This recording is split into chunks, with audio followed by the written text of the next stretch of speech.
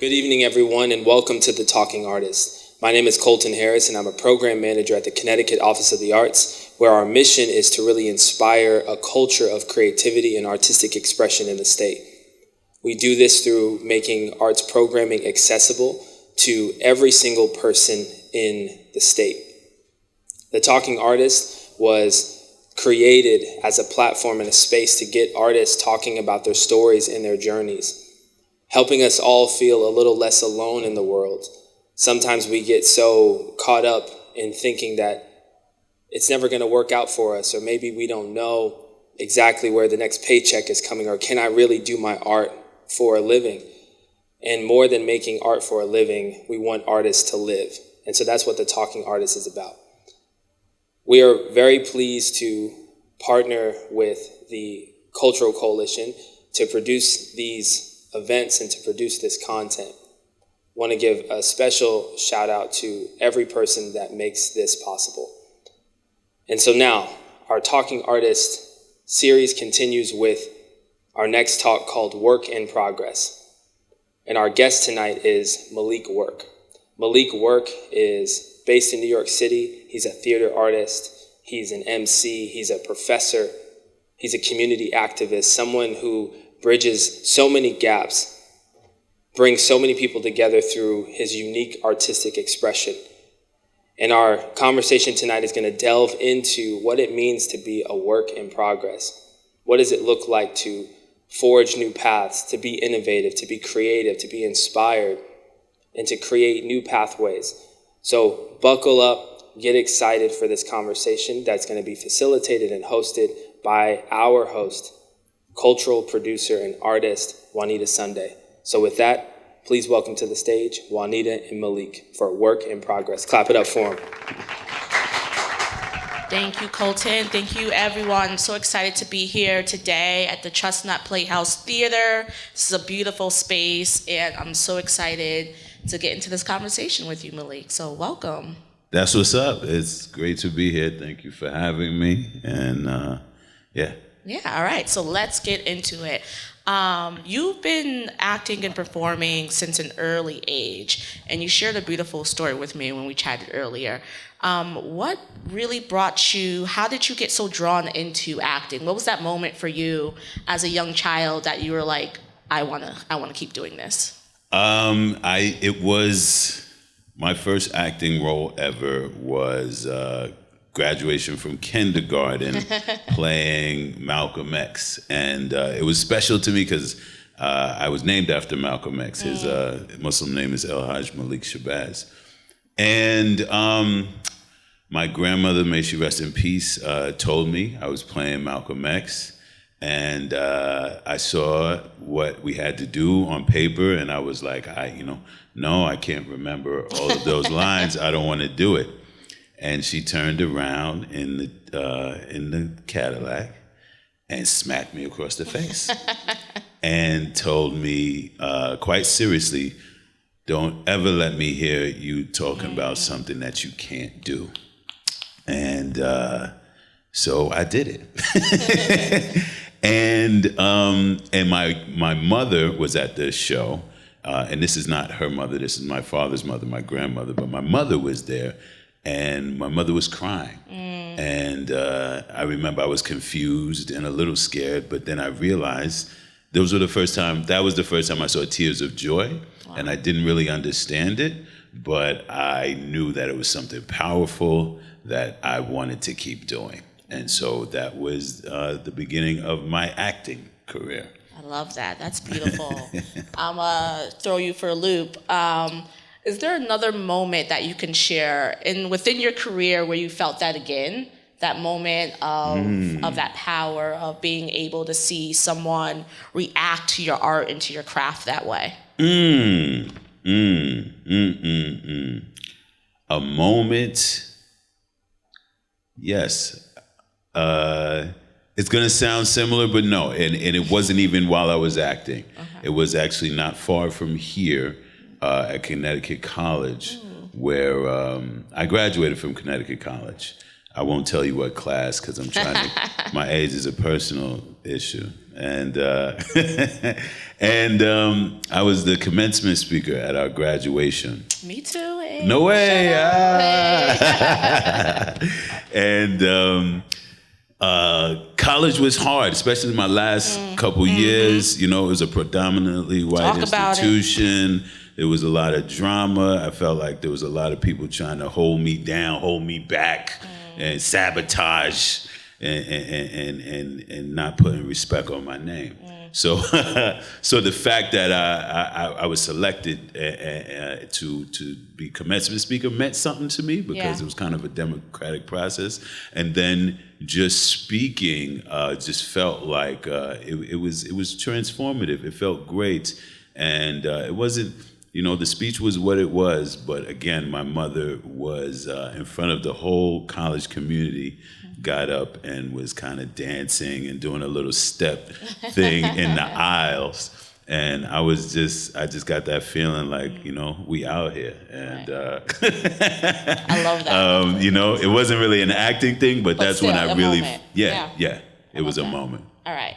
All right, so we talked about, you know, you started with acting very early. When did music come into your life, and specifically rap? I mean, rap had came into my life as long as I can remember.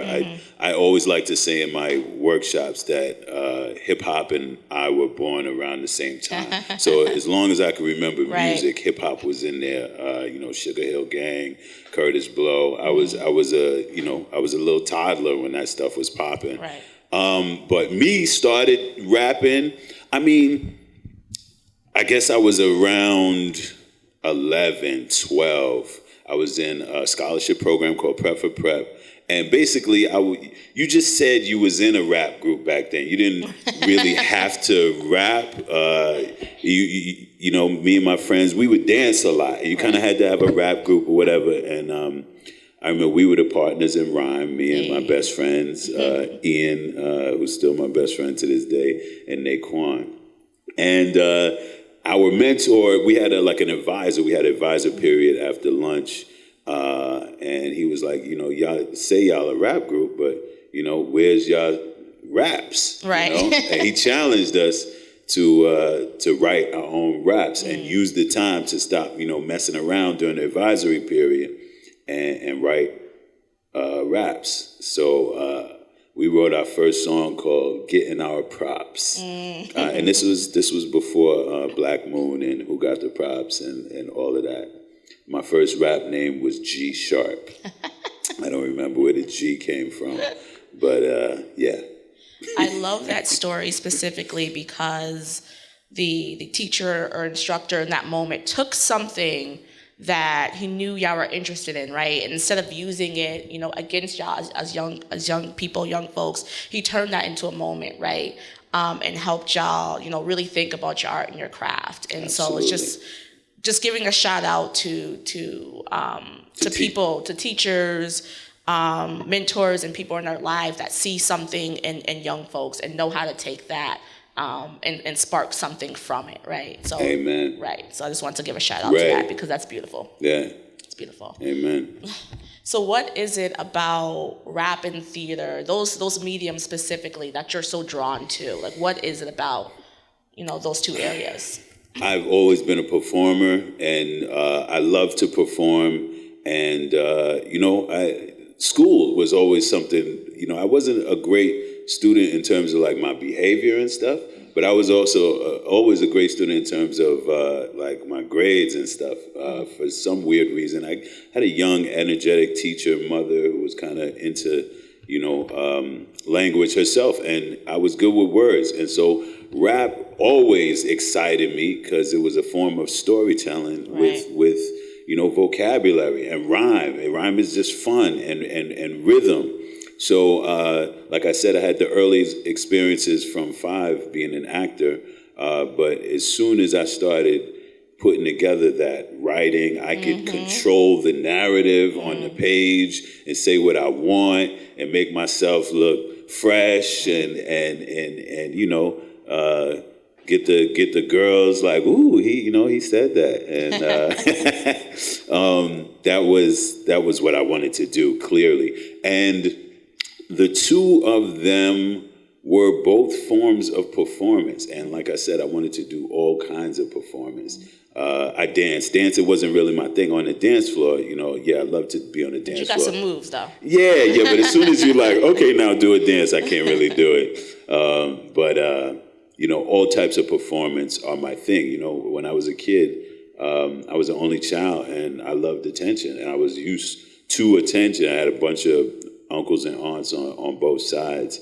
And I feel like life is a performance, and embracing the stage is, embracing performing in life. Everything is, getting it done and trying to make it look good while you're doing it.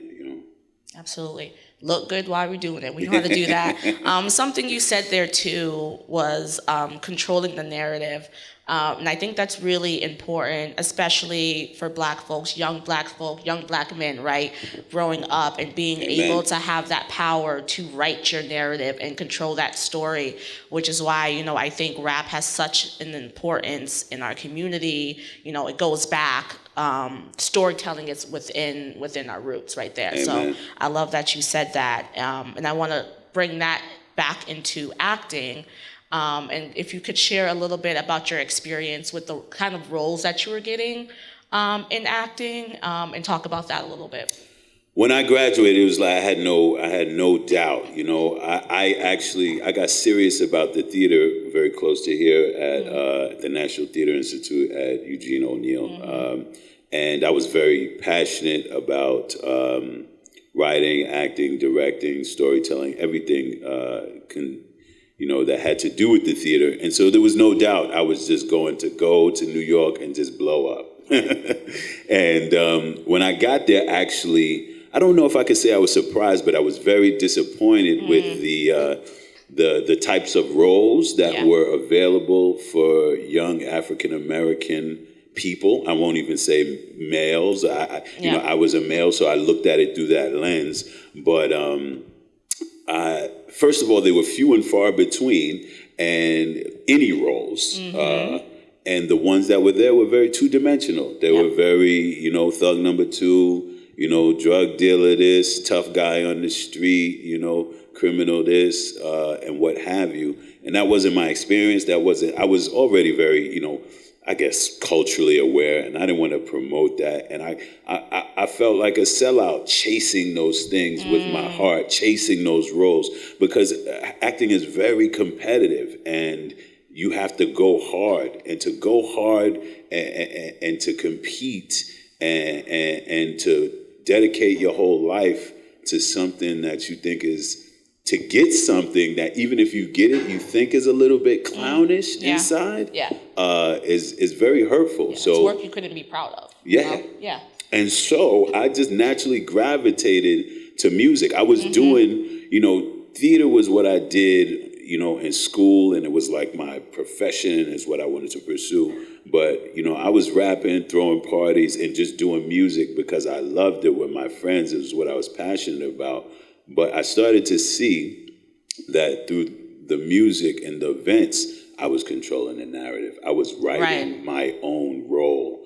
Like I said, everything is a performance. Everything is a character. My characters were empowered. I could develop them. My rap name used to be Dionysus, which is the ancient Greek god of the theater and wine and, intoxication and stuff like that. And of course, I was partying a lot more back in my, in my day. And the character was complex, and it was of a god. It wasn't of a street tough or a two-dimensional character that didn't excite me. And so I played other roles in the theater that got me excited. But of course, as a young person, I was still thinking very, capitalistically. I was just like, how am I gonna get this money? Right. And I didn't see, getting money trying to compete for the street thug roles. That didn't excite me. So naturally, I just started spending more time in the hip hop world and in the music world. It wasn't even all hip hop. Shortly we got into the jazz scene, the jam band scene, as we saw how it played out once I got with live instruments. There was no turning back. It was hard to go back to that and turntables, to be quite honest. Yeah, absolutely. So yeah, let's start talking. I want to talk a little bit more about that time. As you said, you were throwing parties and sort of that period, because I think, as in our conversation, there was a lot of influence that happened there for you, a lot of opportunities where you met people and that helped, through those different paths in our career. And I think so often when we talk and hear about people's stories, we hear about these certain moments of success, but we kind of forget some of these other little alleys that we took to get to certain points that are so pivotal, though, in our careers and in those moments. So what are some of those other little points that, you may not often get to talk about, but really helped, develop you along your path and along the way? Like I said, going to the National Theater Institute was a huge one that got me serious about taking my craft seriously as an actor and a performer. Then shortly after I graduated, I was lucky enough to meet this guy, Carl Ford, whose mother is Susan Batson, and she was an acting coach. And they started a production company / acting school called Black Nexus. And, she had a lot of, celebrity clients and serious actors in the business already, but they kind of a mother-son team started a business together. And so Carl was a lot of the vision behind the business. And we had I got classes from Carl and Susan as they opened up a spot on Broadway, right between Greenwich Village and Soho in this city. So it was a very hip area. I was meeting a lot of actors that I knew from TV and just meeting cool people through there. I was pretty much like an apprentice, janitor, office manager, all these kind of things. And yes, that was a core of passionate, talented artists. Carl went to Williams College and was connected to a guy, Reggie, that was connected to Kenny B, and all these dudes that were, we spoke each other's language. We were all, educated. We were all motivated. We were all artists. And I thought it was a pretty special collection of artists to be a part of at that time. Carl also wanted to start a music label. Like I said, he wanted to do everything with Black Nexus. He was very ambitious. So we brought in this guy, Dana Murray, who ended up being a huge part of my music career. He was a jazz drummer. He was playing with Wynton Marsalis at the time, and he wanted to get a hip-hop thing going when he saw what me and my people were doing. And so that, no pun intended, but pun intended, that nexus of downtown in the village, young brothers doing things that I was lucky enough to be a part of was really transformative. And very soon after that, we all went in our different directions, of course, but we got to nurture each other's vision, artistry, kind of validate one another, and it was rare at that time in our community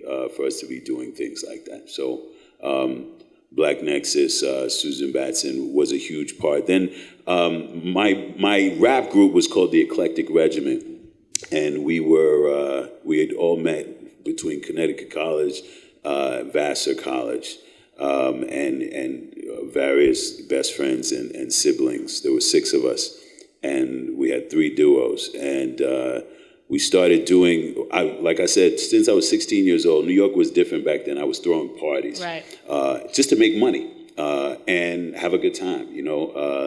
I always liked to party. Now, last 10 years of my life, I've had to chill out. But back then, I was promoting parties since 16. So we started to rap at our parties, and we started doing little sets, and they got bigger and bigger, and it started to be less about the party and more about the show. Right. And then we did a dope show at Bar 13 over by Union Square, and the promoter came up to me and kind of was like, "Yo, I love what y'all are doing. I got this weekly spot. I want to see if y'all could do something at this place, the Izzy Bar. And, I felt, I was like, why is he coming to me? But I was like, cool, I get to do my idea. Right. Because, of course, with a group of people, you're always kind of like negotiating whose ideas are we going to follow. And it was a lot of, democracy that was kind of getting in the way of all these ideas that I had, because I thought I was a little bit more advanced in terms of the performance element, because I got a major in theater, right. And I went to NTI, and I was very passionate about this stage. So I came up with this concept. We did weekly Tuesdays at the Izzy Bar, and we had started doing performing with live instruments by then. But it was just eclectic regiments sitting in with this band, with these guys that went to NYU. And this was around the time that reality shows were really popping, and the biggest show on TV was Survivor.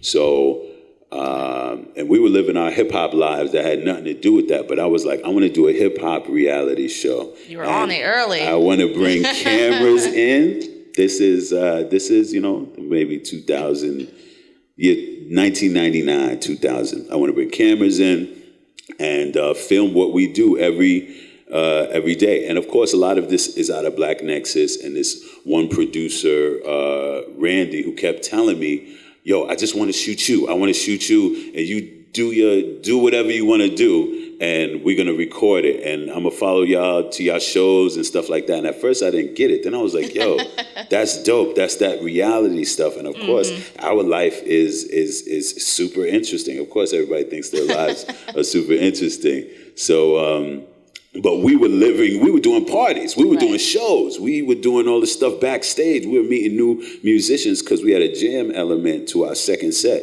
So I wanted to do this at the same place with the same production crew every Tuesday night. And so I called it The Real Live Show. And we did Eclectic Regiment with the band for the first set, but then the second set was anybody from the community who wanted to sit in with us.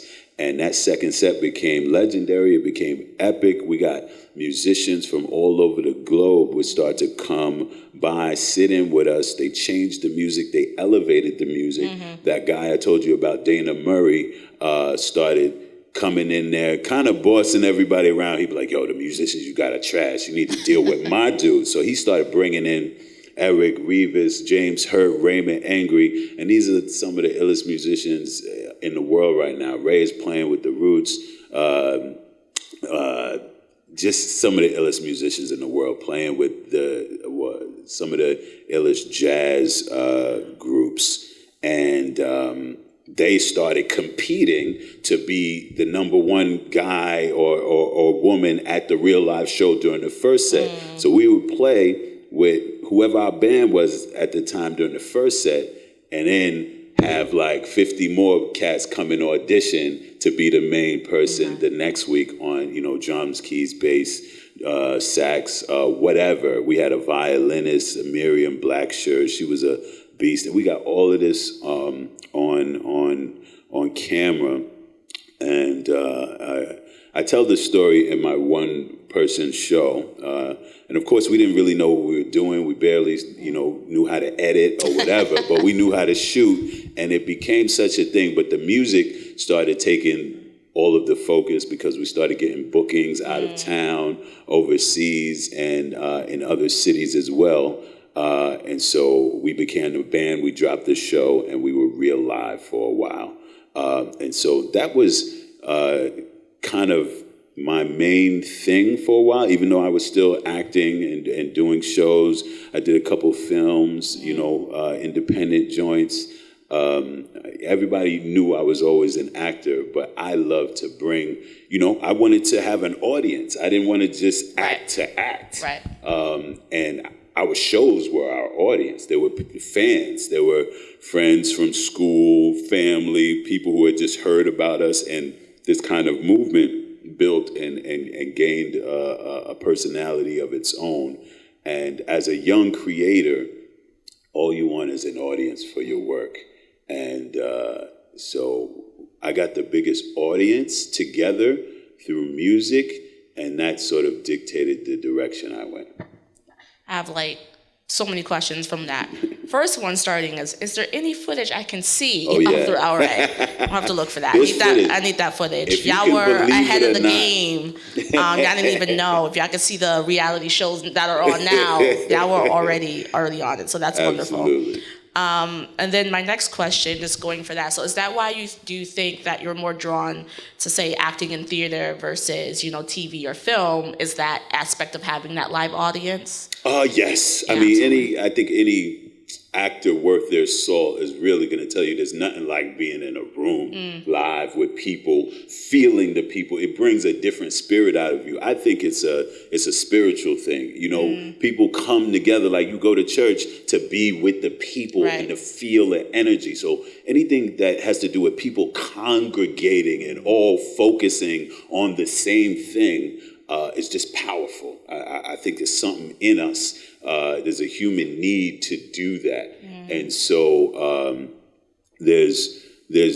to me, there's no feeling better than being in the midst of what everyone is focusing on and telling the story that we've all come together to listen to honor. So you get that in the theater. You don't get that on film or television. Now, if you do the right television show, like I've done like a silly spot on a commercial where I peep in and I'm like, hey, what's going on? Or something stupid, and everybody think you're famous because you're on television. So there's a different sort of credibility you can get and fame, because we know a lot of performers are chasing fame. But in terms of the art and the work, TV, when you do TV and film, actually start to realize the leading artist in that situation are the people behind the camera. A lot of the time, the actors come last, and they're like, yeah, just get in there and say the lines. You know what I'm saying? But they spend hours setting up the shot and getting the light right and the clothes and the look and the da-da-da, and they just want you to not mess it up. But as a theater actor, you get out there and it's your show. That's it. So make sure you're in the next live audience for the Talking Artist, right? This is why we want an audience. This is why we do it this way. So what was the moment when you realized that you could do both? You could be successful and do rap and music and be a theater actor. Like, when was that moment you're like, I don't have to choose. I can do both of these things that I love, and I can do them together.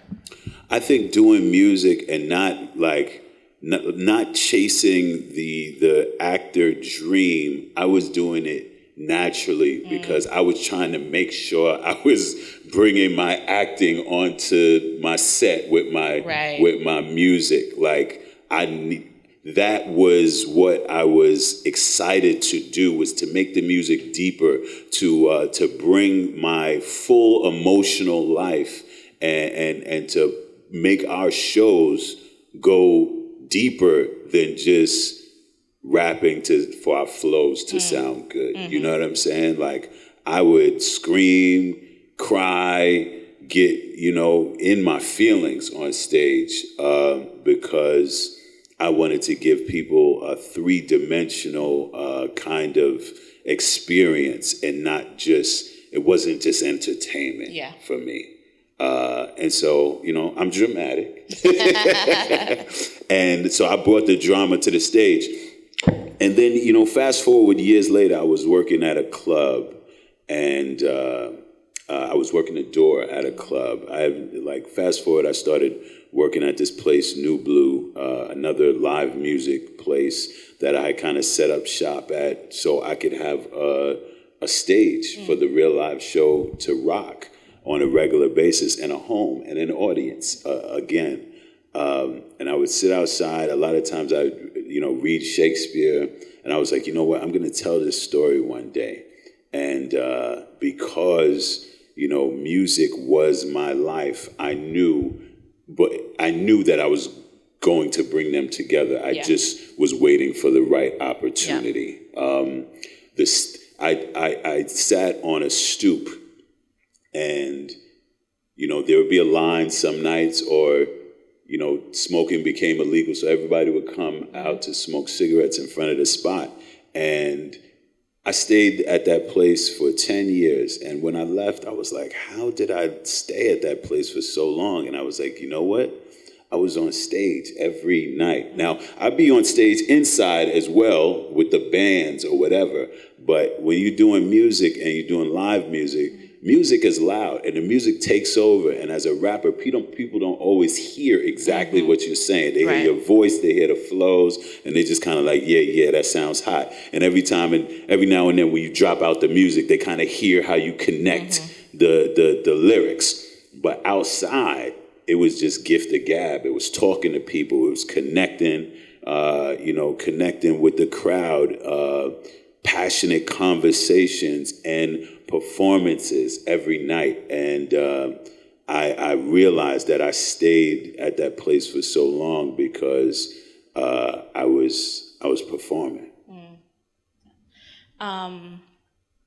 So let's talk about, this is one of my favorite things, merging music and film together. Okay. And I know Colton can appreciate this because this is, some of the stuff that he's doing in his work. Let's talk about that. I love seeing when music and film come together, and I feel like we're getting a little bit back into it now with music videos, but I loved when they had that theatrical element to them, right? It was everyone was producing mini movies, and I love that when those things can be combined together. So if you want to just talk about when you started, that moment of merging music and film, and then we can talk a little bit about Verses at Work too. Okay, like I said, I'm always trying to get storytelling into anything I do. And I have to skip ahead to Verses at Work because that was after I left New Blue, and I was kind of salty that I spent so many years of my life there. I wrote a play, a one-man play. Right. Yeah. Then I started coming up I think I went to NTI for like a reunion, an alumni weekend, and I spoke and I performed at an open mic, and I performed a couple of pieces from Verses at Work. And she was like, that's amazing. You need to develop it here. Speak to this woman. She's in charge of this. And I was like, all right, what do I give her? So she introduced me to the woman, and the woman told me, I need a video, And so I went back to New York. I was like, okay, I got the thing. I need to put some of my play on video. So I went to a friend I was working with at the time. I was like, can you help me shoot a couple of these pieces? Because basically I had turned my songs into theatrical pieces.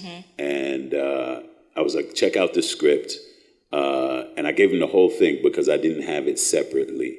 And he read it. He was like, yo, I want to shoot this whole thing and turn it into a movie. I was like, wow. And he adapted my play for the film, for the screen. And all of a sudden, it was a screenplay. And so we shot it. And, it was part documentary, part film, part spoken word. I think that's what I loved about that, those different elements being, put together.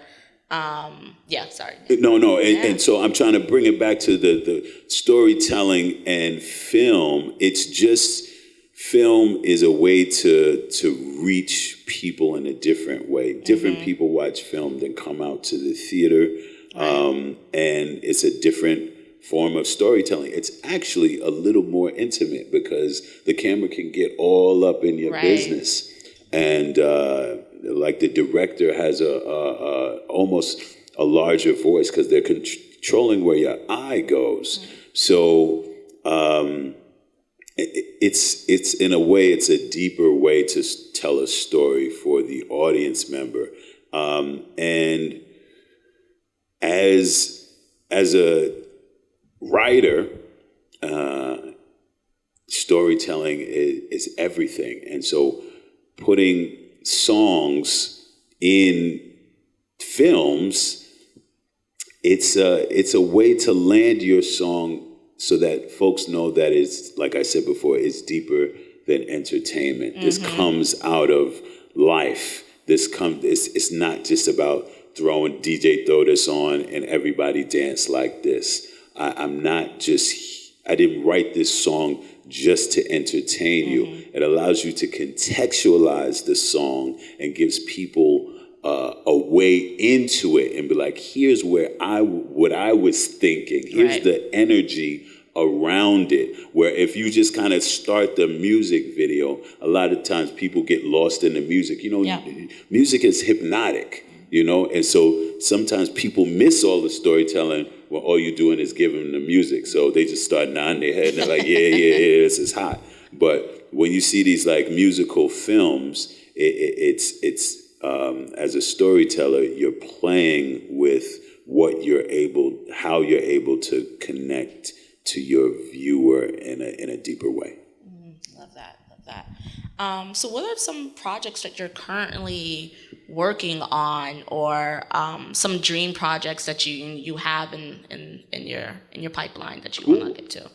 I just debuted a new show called That Purple Juice this past weekend at Jamaica Performing Arts Center in Jamaica, Queens. Represent Queens, get the money. That's where I'm from. And it is Shakespeare adjacent. Anybody knows me knows I'm very passionate about Shakespeare. It was the first thing, actually, it was the first acting role that I really enjoyed. But it was the first thing where I looked at the script and it looked like hip hop to me. It looked like what I was doing in my notebook. It was laid out on the page the same way. It was rhythmic, metered, heightened text. And so my, philosophy and part of my pedagogy is that, Shakespeare was, a white MC from, 400 some odd years ago. And it's the same thing. Like, I feel like there was a large gap, and I feel like MCs are the closest thing to what Shakespeare was doing all those years, putting language together like that, creating language. Shakespeare created a lot of the words and the ideas and the phrases and the wordisms that we use today, just like MCs do. Every year MCs are adding to the lexicon. They're adding to our vocabulary. They're deepening the culture. They're changing the way we look at ideas. And so anyway, the two are very close, and I'm always trying to show my students that connection, and also my audiences. And so I was like, I'm going to have to write a verse-driven piece that's Shakespeare adjacent. So I took a character from A Midsummer Night's Dream, and I followed him on his own journey. It's a very minor character, and I was like, what happens if he takes the story and we follow him? And it's in my verse. That's iambic pentameter at times, but I don't have to. I could do octameter and tetrameter and whatever. As MCs, we don't have to lock into the same exact amount of syllables per line. But I love using that world and jumping off of there and bringing the I guess not ancient, but bringing the archaic into the present. So speaking of the present, what is some recent shows you've seen that you recommend? Like theater shows? Theater shows. Okay, yes. Theater shows. Yeah. Okay, that's deep because that could be political. Of course, any show that my friends is in, those are the ones that I rock with. I'm a big proponent of supporting my friends' shows. But what have I seen lately? Ooh, I saw Colored Water. That was dope. It's been a pandemic, so it's been funky. Oh, true. You That's know, very true. that was something. I think I saw that in the fall. My show was pretty dope. We did that at Joe's Pub in the fall, and I was a part of a tour with the Public Theater's mobile unit. We did this. It was a Shakespeare improvisational kind of community thing out in the streets. Since we couldn't do it in theaters, we did a tour in outdoor spots with Shakespeare and a condensed version of Verses at Work. So that's, of course, my favorite show. I didn't get to see it because I was in it, but I got to plug that and Karen Ann Daniels, who conceived a lot of it, who's a beast of a creator and is now working with the Shakespeare Folger Library in D.C. What else have I enjoyed? Something that's this is very controversial, but I really enjoyed Slave Play. I really didn't like it for about the first third of it, and then it started blowing my mind. And I didn't even know that I had this sort of, this racial trauma that the show brings up. I don't even, it's so problematic in a good way that it's hard to even talk about. So yeah, that was I really remember that. My friend Oliver Butler, he directed a show called What the Constitution Means to Me. That was dope. That was extraordinary. It was a one-woman show about her relation to the Constitution and as a woman not feeling like having equal human status and having her rights protected. And I mean, that's particularly powerful in light of last week's events with the overturning of Roe versus Wade. That I can't believe we live in the dystopian future that we've been anticipating in films and books for the past 50 years. So this show was very prophetic in that What the Constitution Means to Me. Ooh, Siblings by my homegirl, Ren Santiago, which was the last, she's a playwright, and I think it was the Rattlestick Theater. It was the last show I saw before the pandemic. Oh, wow. Literally, I was looking around the audience like, should we be here? It was the Thursday. It was before I was wearing a mask. Everybody wasn't really doing that. Yeah. And I was kind of mad at the world for shutting down. But I was like, I'm going to see my friends play because everything was slowly getting canceled. Yeah. And it was just about a family. I felt seen in it. It was the first really time I saw, my neighborhood. It was about, I think it was about Harlem. It was definitely about New York, my language, and just me in the theater. You'd be so surprised. You see so many plays, but people rarely just bring the streets to a play successfully in a way that's not two-dimensional and exploitative. Like these were real three-dimensional characters that spend time in the streets. Like I can't speak for anybody else here, but I went to college and did all of that, but I have a lot of experiences that are just in the streets. You know what I'm saying? Right. And that language, when you're there, you hear for people who grow up, quote unquote, in the hood. I saw that, and I saw my life reflected in a way that was refreshing. It was bitingly funny. It was super just, it played with your emotions. It gave me all the feelings, and she's an incredible writer, Ren Santiago. Love it. So one final question for you. Do you have any advice that you would give to creatives in their professional life as they're, navigating, their art, navigating the world and staying true to themselves while doing so? I'm going to sound like a nerdy teacher and like I'm pushing something, but I'm going to be honest with you.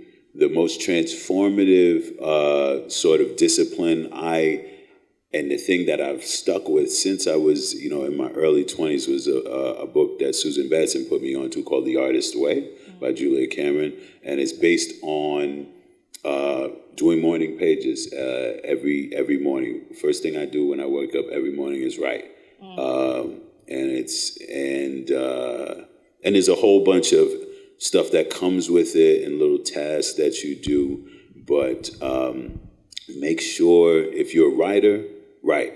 Don't think about writing. Don't think you have to be in the mood to write.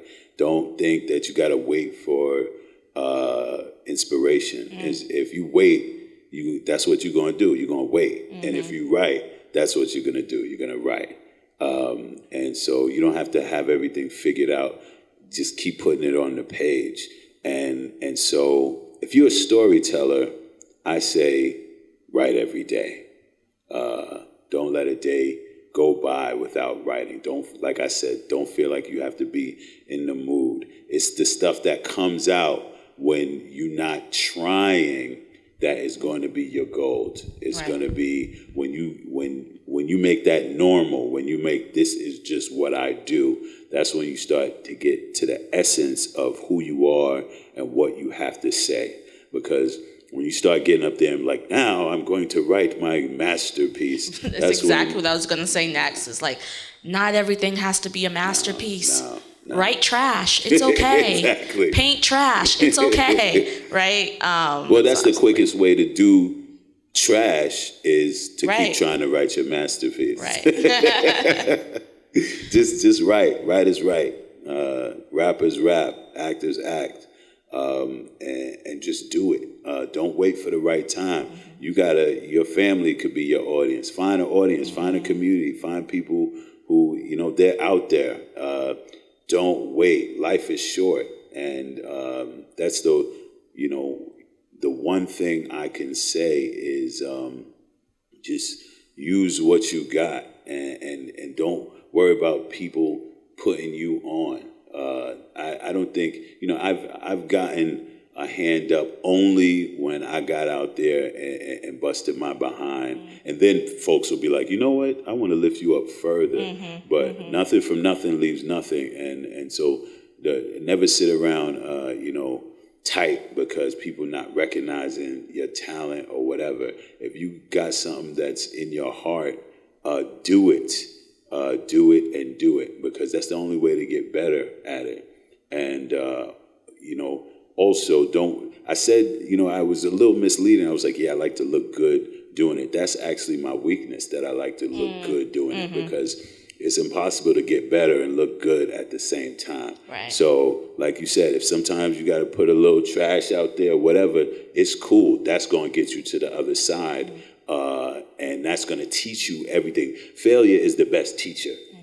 Actually, my early success is what I'm still trying to get over, and that messed me up more than anything. My failures have been more empowering and have activated my character and activated my determination way more than any of my wins have. Wins is where I get nervous about, okay, now be careful. Right.